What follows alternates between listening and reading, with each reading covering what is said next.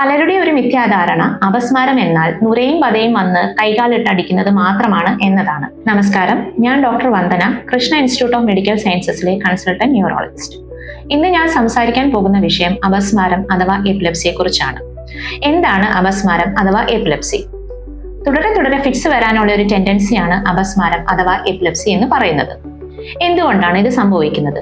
നമ്മുടെ തലച്ചോറിലെ ന്യൂറോൺസ് അഥവാ നാഡീവ്യൂഹങ്ങൾ ക്രമാതീതമായി എക്സൈറ്റഡ് ആകുമ്പോൾ ഉണ്ടാകുന്ന ഒരു അവസ്ഥയാണ് എപ്പിലെപ്സി അഥവാ അപസ്മാരം. ഇതിന്റെ കാരണങ്ങൾ പലതാണ്. ജനിതകമായ കാരണങ്ങൾ ഉണ്ടാവും, അതായത് പാരമ്പര്യമായിട്ട് കണ്ടുവരുന്നവ, നമ്മുടെ തലച്ചോറിലെ അണുബാധ അഥവാ ഇൻഫെക്ഷൻസ്, തലച്ചോറിലേക്കുള്ള രക്തയോട്ടക്കുറവ്, രക്തസ്രാവം, ട്യൂമേഴ്സ്, നമ്മുടെ രക്തത്തിലെ പഞ്ചസാരയുടെ അളവ് കുറഞ്ഞാൽ, കാൽഷ്യത്തിന്റെ അളവ് കുറഞ്ഞാൽ, സോഡിയത്തിന്റെ അളവ് കുറഞ്ഞാൽ, ഇതൊക്കെയാണ് കോമൺ ആയിട്ടുള്ള കാരണങ്ങൾ. എന്താണ് ഇതിന്റെ ലക്ഷണങ്ങൾ? പലരുടെ ഒരു മിഥ്യാധാരണ അപസ്മാരം എന്നാൽ നുരയും പതയും വന്ന് കൈകാലിട്ടടിക്കുന്നത് മാത്രമാണ് എന്നതാണ്.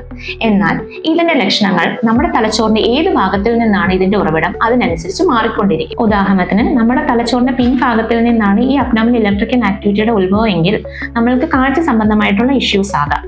അതായത് നമ്മുടെ കണ്ണിന്റെ ഫ്രണ്ടിലൂടെ എന്തെങ്കിലും സ്പാർക്ക് പോലെ പോവുകയോ അല്ലെങ്കിൽ എന്തെങ്കിലും കളേർഡ് ആയിട്ടുള്ള ഒബ്ജക്ട്സ് കാണുകയോ ചെയ്യാം.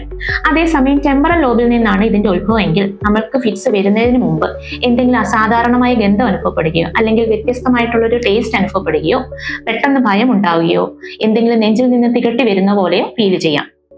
പിന്നെ ഈ ഫിറ്റ്സ് പുരോഗമിക്കുമ്പോൾ നമ്മൾ എന്തെങ്കിലും ആക്ടിവിറ്റി ആവർത്തിച്ച് ചെയ്തുകൊണ്ടിരിക്കുകയോ അല്ലെങ്കിൽ പിന്നെ നമ്മുടെ അവബോധം നഷ്ടപ്പെടുകയോ പ്രതികരണശേഷി നഷ്ടപ്പെടുകയോ ആകാം. പിന്നെ ഇത് ഈ ടെമ്പറൽ റീജിയണിൽ നിന്ന് പ്രോഗ്രസ് ചെയ്ത് വേറെ റീജിയൻസിലേക്ക് പോവുകയാണെങ്കിൽ നമുക്ക് നുരയും പതയും വന്ന് കൈകാലിട്ടടിക്കുന്ന ഫിറ്റ്സ് ആയി അത് മാറുന്നു. ഒരുപാട് പാർശ്വഫലങ്ങളില്ലാത്ത മരുന്നുകൾ ഈ കാലഘട്ടത്തിൽ അവൈലബിൾ ആയിട്ടുണ്ട്.